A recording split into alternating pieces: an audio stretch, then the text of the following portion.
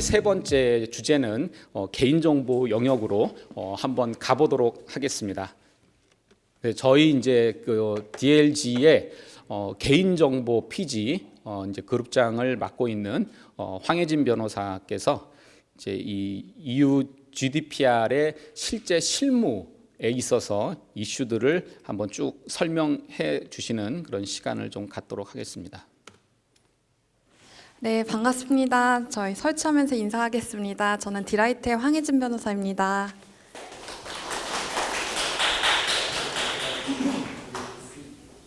네, 저는 GDPR의 실무 해설, 그 중에서도 이제 정보처리기록부, DPO, 본사지사 정보공유의 내용을 중심으로 좀 설명을 드리겠습니다.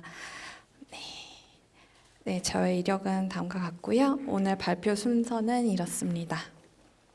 네, 먼저 GDPR의 적용 범위입니다. 이 내용 아마 여기 오신 분들 다 알고 계시겠지만 의외로 이제 디라이트에서 일하면서 참 많이 이것과 관련된 질문을 받습니다. 먼저 GDPR은 EU 내에서 개인정보 처리자 또는 그 수탁자의 사업장이 있는 경우에, 그리고 그 경우에는 이제 개인정보 처리를 할 때에 GDPR 당연히 적용이 되게 됩니다. 그렇기 때문에 한국 법인이 EU 내 지사를 설립을 한다거나 지점을 설립하는 경우, 뭐 계열회사 설립하는 경우 다 이 법에 적용을 받게 됩니다. 그리고 이 규정은 또 유럽연합 내에 어떤 사업체를 두고 있지 않아도 적용되는 경우가 있습니다.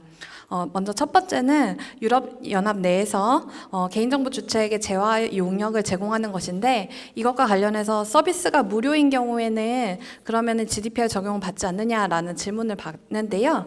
법상에서는 명확하게 정보 주체가 돈을 내는지 안 내는지 여부는 관련이 없다고 규정을 하고 있습니다.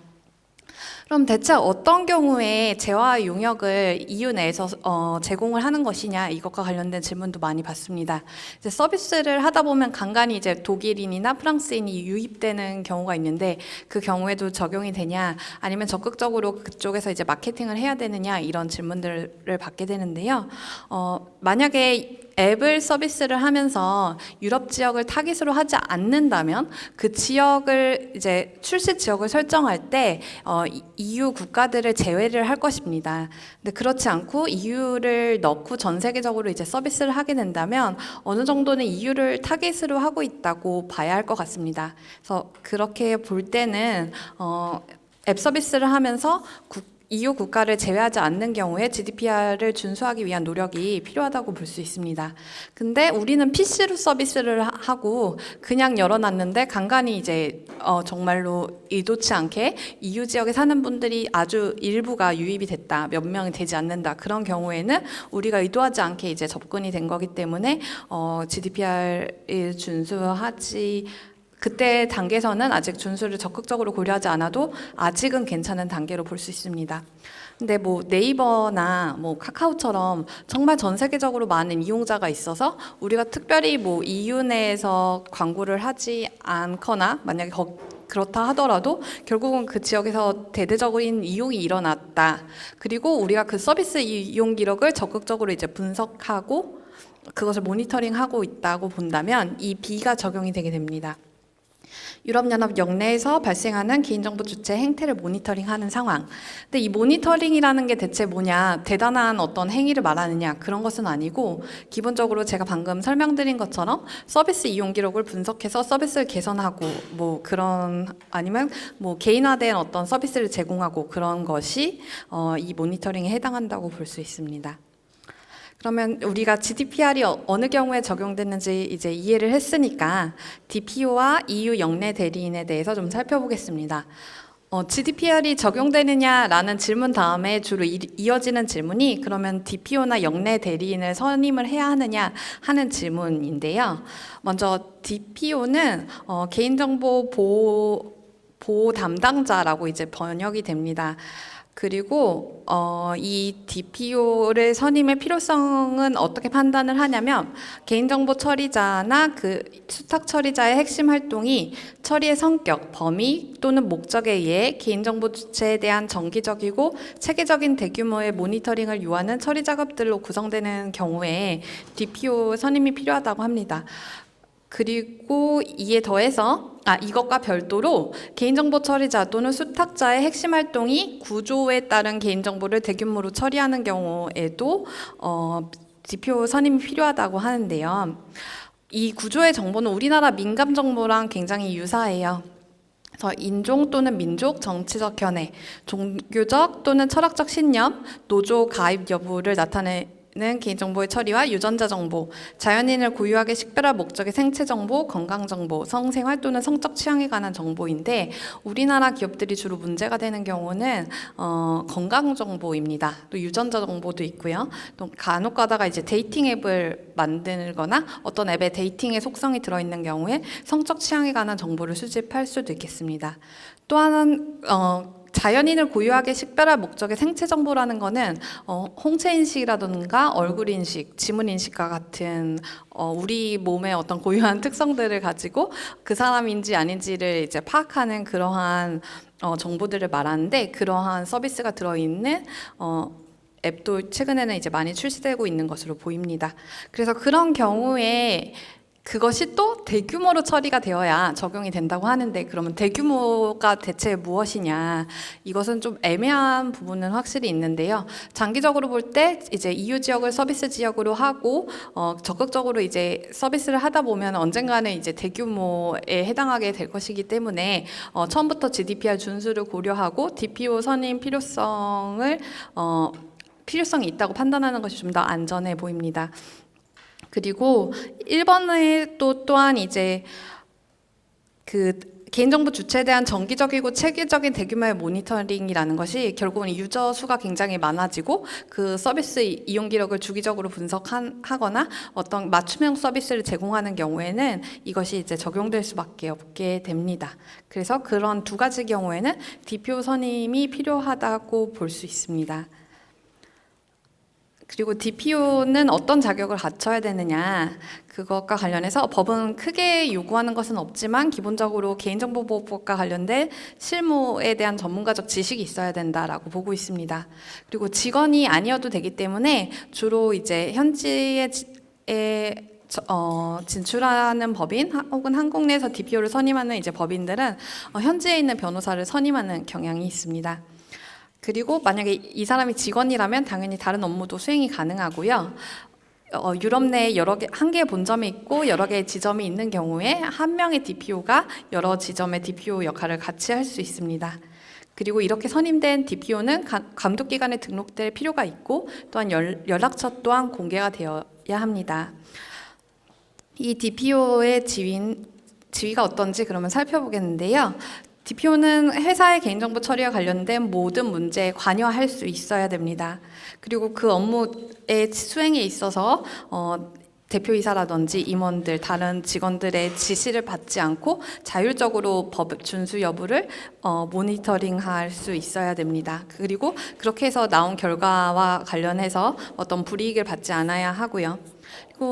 그리고 이 회사의 정보가 수집된 정보 주체는 자신의 권리를 행사할 때 DPO에게 연락을 할 수 있어야 되고 그렇기 때문에 이제 연락처가 공개되게 됩니다. DPO가 그러면 어떤 역할을 하는지 좀 더 자세히 살펴보겠는데요. 먼저 개인정보 처리자나 그 직원에게 관련 법령에 대해서 고지하고 준수를 권고할 의무가 있습니다. 그리고 직원들을 교육하고 잘 이 법을 준수하고 있는지 감사할 수 있고요. 그리고 개인정보 처리자가 개인정보 처리에 관련된 정책을 세운 경우에도 그 정책을 잘 준수하고 있는지, 관련 법령 준수하고 있는지 모니터링을 해야 하고, 그다음 개인정보 보호 영향평가를 하는 경우에는 그에 관련된 자문을 제공하고 그 평가 결과의 이행 여부를 모니터링 해야 합니다. 그리고 이 회사의 개인정보 보호 의무 준수와 관련해서 감독기관에 연락을 하거나 감독기관이 연락을 하는 경우에 그에 협력할 의무를 부담하고요. 이와 관련된 전체적인 자문 의무를 또한 부담하고 있습니다. DPO를 지정할 의무가 있는데 미지정하는 경우에는 이제 이 두 개의 금액 중에 높은 금액으로 과태료가 부과될 수 있습니다. 다음은 EU 내 영내 대리인입니다. EU 영내 사업장이 없지만 GDPR이 적용되는 경우, 즉 아까 살펴본 것처럼 EU 내 정보 주체에게 재화나 용역을 제공하는 경우이거나 EU 영내에서 발생하는 개인정보 주체의 행태를 모니터링하는 경우에는 EU 영내 대리인을 꼭 선임해야 합니다. 근데 예외가 있긴 한데 부정기적인 개인정보 처리가 발생하고 민감 정보라고 볼 수 있는 이체 구조 정보들을 대규모로 처리하지 않는 경우, 그리고 기타 사정을 고려해서 영내 대리인을 선임할 필요가 없는 경우가 있는데 그 예외는 매우 제한적이라고 볼 수 있습니다. 그러면 영내 대리인의 자격은 GDPR에서는 자격 기준을 이제 정하고 있지는 않은데요. 서면으로 선임을 해야 되고 개인정보가 처리되거나 행동이 모니터링되는 그 국가 내에 있는 대리인을 선임을 해야 합니다.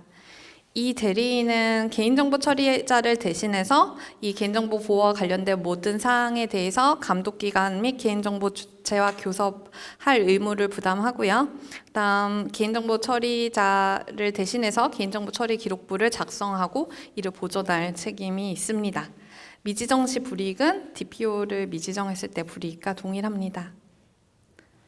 근데 이제 DPO 만약에 역 외에 있는데 DPO 선임의 기준이 충족되는 경우에는 이제 둘 다 선임하는 게 아니라 DPO를 선임하게 되고 그분이 이제 영내 대리인 역할을 하게 되는 거겠죠. 네, 다음은 정보 처리 기록부의 작성 방법입니다. 네. 정보 처리 활동 기록부라는 것은 GDPR 안에서 그 GDPR을 이 적용을 받는 기업들이 준수해야 할 굉장히 많은 의무들 중에서도 가장 꽃이라고 할 수 있고 가장 중요한 의무라고 볼 수 있어요. 그래서 이 기본적으로 개인정보 처리자나 그 대리인은 본인의 책임하에 진행되는 개인정보 처리 활동의 기록을 보존을 해야 되는데요. 처음에 저는 이 조문을 접했을 때 우리나라에 있는 개인정보 내부 관리 계획이랑 비슷한 문서이겠거니라고 생각을 했어요. 우리나라 법에 따르면 이제 개인정보를 처리하는 개인정보 처리자는 개인정보 내부 관리 계획을 이제 만들어 놓아야 하는데요.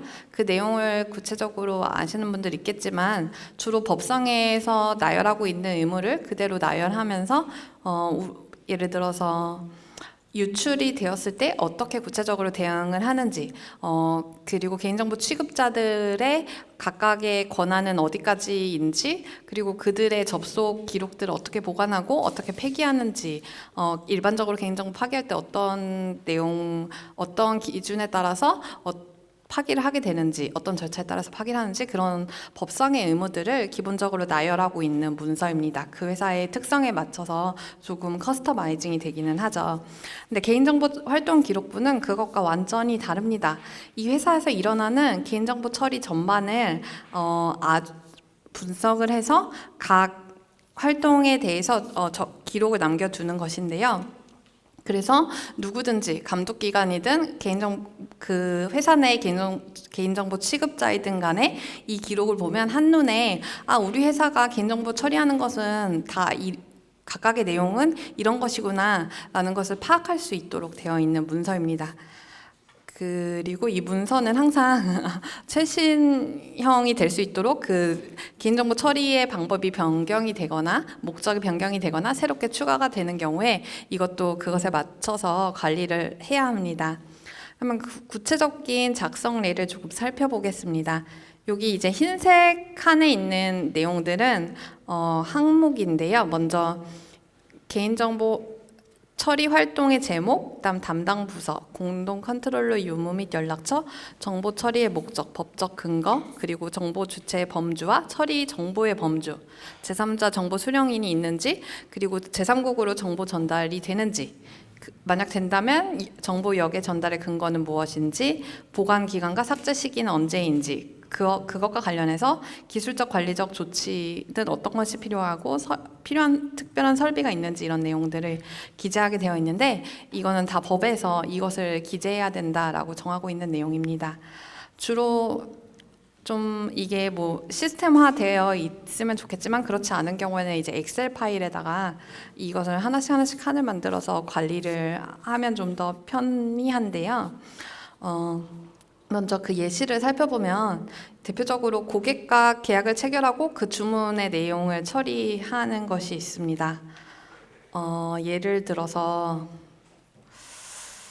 네, 어떤 제조업이라고 할 때 고객과 계약을 체결하면 그 고객과 관련된 정보를 받게 되고, 또 계약 체결 과정에서도 그 규모가 큰 경우에는 체결 전에도 뭔가 신용 평가를 위한 정보를 받기도 하고, 그리고 실제로 주문의 이행 과정에서 그 주문을 확인하기 위해서 연락을 하기도 하고, 실제로 그것을 주문의 상품을 이제 인도하면서 주소 정보를 활용하기도 하고, 그런 다양하게 개인정보 처리가 일어나게 되는데요. 그 처리 활동의 내용에 따라서 그럼 그것과 관련된 부서는 어디인지 구체적으로 이제 기재를 하게 되어 있습니다. 그리고 공동 컨트롤러가 있으면 표시를 하는데, 일반적으로 고객과 계약을 체결해서 주문 처리하는 경우에는 공동 컨트롤러 없는 경우가 많죠. 그다음 정보 처리의 목적은 당연히 계약을 체결하고 이행하는 것일 테고요. 그것의 법적 근거는 이제 크게 세 가지로 나뉘는데, 계약을 이행을 한다거나 아니면 동의를 받았다거나, 마지막으로는 그것 둘 다 아니지만 정당한 이익이 인정되는 경우, 이렇게 세 가지 근거가 있을 것입니다. 그래서 여기서는 계약을 체결했으니 계약을 체결하는 과정 그리고 이행하는 과정에서의 정보 처리이기 때문에 법적 근거로 계약의 이행을 이제 기재를 하게 됩니다. 정보 주체의 범주는 고객들의 정보가 수집이 되는데, 처리되는 정보의 범주라는 것은 실질적으로 어떠한 고객 정보의 항목을 구체적으로 이용하게 되느냐 하는 건데, 이제 여기다 적어주면 너무 많으니까 고객 정보를 일반적으로 볼 수 있는 테이블을 별도로 하나를 두고, 그 테이블 안에서 확인을 할 수 있도록 하는 방식으로 하면 좀 더 편리하게 정보 처리 기록부 작성하실 수 있습니다. 다음 제3자 정보 수령인은 없는 경우도 많은데, 대규모의 주문을 처리할 때 신용을 확인하기 위해서 신용정보회사에 고객의 정보를 제공하는 경우가 있을 수 있습니다. 그런 경우에는 여기에 기재를 해주고, 그 제3국으로 만약 신용정보회사가 외국에 있다면 제3국이 될 텐데, 이거는 이제 EU 내에 있기 때문에 제3국으로의 정보 전달 유무 없음으로 표시를 했고, 역외 이전이 없기 때문에 역시 없음으로 표시를 했습니다. 근데 그리고 정보 보관 기간은 이제 상업 장부에 이제 표시하기 위해서 10년간 이제 보관하는 것으로 기재를 했고, 이 10년이 지나고 나면 뭐 한 달 이내 뭐 이렇게 삭제를 하게 되겠죠. 그리고 이것은 어떤 특별한 형태의 정보는 아니기 때문에 GDPR 사항에 있는 일반적인 기술적 관리적 보호 조치를 취하면 되는 것으로 규정을 했습니다. 다음은 이메일 시스템 운영 및 이용의 예시를 좀 들어보도록 하겠습니다. 현지에 법인을 설립하고 있는 경우에 한국 본사가 사용하는 그룹웨어를 사용하고 있는 경우가 많이 있습니다. 그것과 관련된, 그래서 예를 들어서 현재 진출한 새로운 별개의 법인이 한국 본사, 한국 법인의 그룹웨어를 사용하고 있는 상황에 대해서 지금 이제 작성을 해본 건데요. 담당 부서는 뭐 IT팀 뭐 이렇게 기재가 되겠죠. 그리고 공동 컨트롤러의 유무 같은 경우는 여기서는 일단 한국 법인이 공동 컨트롤러인 상황이라고 설정을 하고 기재를 했는데요. 그 이후에 좀 어떤 경우에 공동 컨트롤러 되는지도 설명을 드리도록 하겠습니다. 그래서 공동 컨트롤러 있는 경우에 그 공동 컨트롤러의 이름을 표시하고 연락처를 기재하게 되어 있습니다. 다음 정보 처리의 목적은 이메일 등록하고 이메일 시스템 이용하는 것이겠죠. 다음 법적인 근거는 계약을 이행하기 위해서 이제 이메일을 발송하는 경우도 있겠고, 정당한 이익을 위해서 이메일 주소를 활용하는 경우도 있을 것이기 때문에 계약의 이행과 정당한 이익을 모두 기재를 했습니다. 그리고 이와 관련된 정보 주체의 범주는 고객 그리고 공급업체 그리고 이메일 주소가 수집되고 되는 직원들 다 기재를 했습니다. 그다음 처리 정보의 범주는 아까 말씀드린 것처럼 별도 탭으로 해서 거기서 어떤 정보 활용되는지 이제 표시하면 좀 편리하고요. 제3자 정보 수령인 같은 경우에 아까 위에서 기재한 공동 컨트롤러인 한국법인이 있고 그와 관련해서 제3국으로의 정보 전달이 일어나게 됩니다. 그래서 여기서는 제3국 정보 전달 있고 한국인데 그럼 그 한국에 전달하는 역의 전달의 근거가 무엇인지에 대해서 이제 EU는 역외로 정보가 나가는 것에 대해서 되게 철저하게 규제를 하고 있어요. 그래서 적정성 결정을 받아서 EU와 동일하고 그 유사한 수준의 정보 보호를 조치를 취하고 있는 이제 국가에게는 이런 적정성 결정을 내려주고 그런 경우에는 좀 더 자유롭게 정보가 이동할 수 있게 됩니다. 그래서 한국으로의 정보 이동은 이제 적정성 결정을 그 전달의 근거로 기재하시면 되겠습니다. 그다음에 정보 보관의 시기는 직원 같은 경우는 이제 퇴사 시 뭐 한 달 이내 뭐 분기별로 이제 삭제를 할 수 있고요. 근데 참고로 한국 같은 경우는 법상으로 보호를 할 수 없는 보존 의무가 없는 정보들 같은 경우에는 막 5일 이내에 삭제한다 이렇게 되어 있어서 되게 급하게 삭제를 해야 되는데 EU 같은 경우는 좀 더 그런 부분에서 좀 더 열려 있고 그러면은 뭐 1월 달에 퇴사한 직원은 그 분기에 대해서 삭제를 하는 4월 시점에 이제 좀 삭제를 할 수 있게 그렇게 좀 되어 있습니다. 그리고 고객 및 공급업체 정보는 사실 내부적으로 그 보호 기간을 정해놓고 있지 않은 경우가 굉장히 많아요. 그래서 적정한 기간을 각각의 상황에 맞춰서 설정할 필요가 있는데 정말 이거 우리 끝까지 보관하고 싶다라고 하는 경우에는 이제 뭐 정보 처리 정지 요구를 할 때까지 동의 철회 시까지 이런 내용으로 좀 규정을 하는 것을 고려해 볼 수 있을 것 같습니다. 그다음에 이것도 특별한 정보가 아니기 때문에 이메일 주소랑 이름 같은 것이기 때문에 기술적 관리적 조치는 그냥 일반적인 GDPR상 기술적 관리적 보호 조치로 기재를 했습니다. 네, 다음은 한국 본사와 EU 법인 간 정보 이동에 관한 내용입니다. 네, 이 부분 많이 궁금해하시고 어려워하시는 것 같아요. 일단은 유럽에 진출할 때 어떤 모습인지를 좀 살펴봤는데요. 한국 법인이 유럽 진출 시에는 지점을 설립하는 것이 좀 어렵기도 하고 현지에 법인을 설립했을 때 좀 더 고객들에게 친밀감 있게 느껴지는 등 다양한 이점들이 있기 때문에 별개 법인으로, 그러니까 주로 자회사로 설립하는 경우가 좀 많은 것 같습니다. 그런데 그런 상황에서 현지 법인의 아직은 역량이 좀 많이 떨어지기 때문에 한국 법인이 EU 법인의 개인정보 처리에 적극적으로 관여하는 경향이 나타납니다.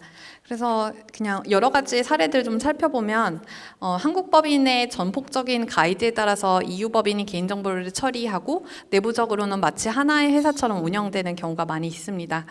그럴 때는 결국은 공동 컨트롤러에 가까운 개인정보 처리 방법이라고 보여집니다.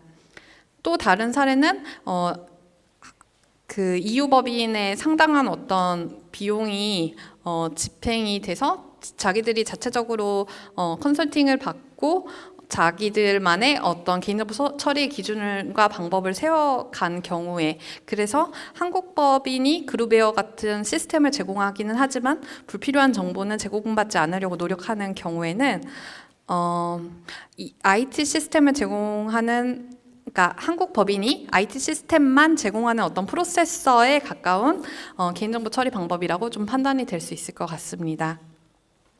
그러면 한국 본사와 EU 법인이 공동 컨트롤러에 해당하는 경우에 법적으로 어떻게 되는지 그리고 실무상 어떻게 되는지 좀 살펴보겠습니다. 이제 2명 이상의 개인정보 처리자가 공동으로 개인정보 처리의 목적과 방법을 정하는 경우를 공동 컨트롤러라고 GDPR에서는 규정을 하고 있습니다. 그런 경우에 당사자들은 협의로서 법적인 책임을 어떻게 이행할지 결정하고 그런 내용을 정보 주체에게 고지할 의무를 부담합니다. 그리고 각 정보 주체와의 관계에서 정보 수집 및 이용의 근거가 각각 이제 필요하게 되죠. 그리고 아까 말씀드린 것처럼 그 근거는 계약 이행 동의 정당한 이익입니다.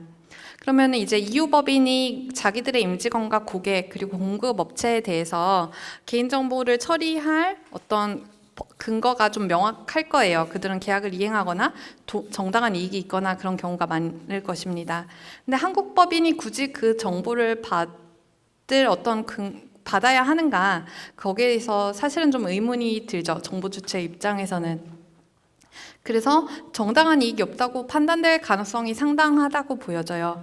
그런 경우에 한국 법인은 결국은 엄격하게 법을 준수하기 위해서는 정보 주체로부터 동의를 받아야 합니다. 이 정보가 한국 법인에게 제공된다는 점에 대해서.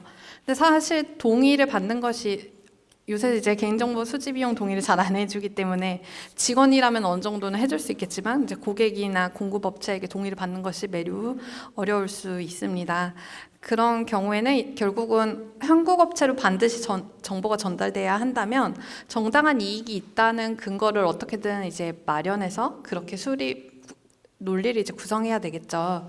그런 경우에도 정보 주체에게 법에 따라서 이 한국 본사가 EU 법인으로부터 정보를 제공받아 수집했다는 사실을 고지할 필요가 있습니다. 그리고 한국 법인은 GDPR상 정보 처리자로서의 책임을 이제 부담하게 됩니다. 이것은 결국은 현실을 반영해서 공동 컨트롤러로 구분을 하는 것이지만 정보 주체의 동의가 없는 경우에는 정보 수집 및 이용의 근거가 좀 미비한 상황이죠. 그래서 장기적으로는 EU 법인이 이제 자생력을 길러서 자체적으로 개인정보 처리의 목적과 방법을 결정하고 한국 본사가 이제 공동 컨트롤러의 지위에서 이제 물러나는 구조를 고려해 보아야 할 것입니다. 한국 본사가 EU 법인의 프로세서에 해당하는 경우는 개인정보의 처리의 목적과 방법을 EU 법인이 결정을 해야 합니다. 근데 사실 그렇지 않으면서 아까 말씀드린 공동 컨트롤러에게까지 임직원, 고객, 공급업체의 정보가 제공될 정당한 이제 근거를 찾는 것이 너무 힘들기 때문에 프로세서로 구성하고 있는 경우도 아주 좀 보이는 것 같습니다. 그리고 이런 경우에는 비용 절감, 어쨌거나 이제 한국 본사가 EU 법인의 프로세서에 해당하는 경우에는 비용 절감 등 효율성의 측면에서 한국 법인을 프로세서로 지정하고 한국 법인이 제공해주는 IT 서비스를 이용하는 것으로 논리가 구성될 것입니다.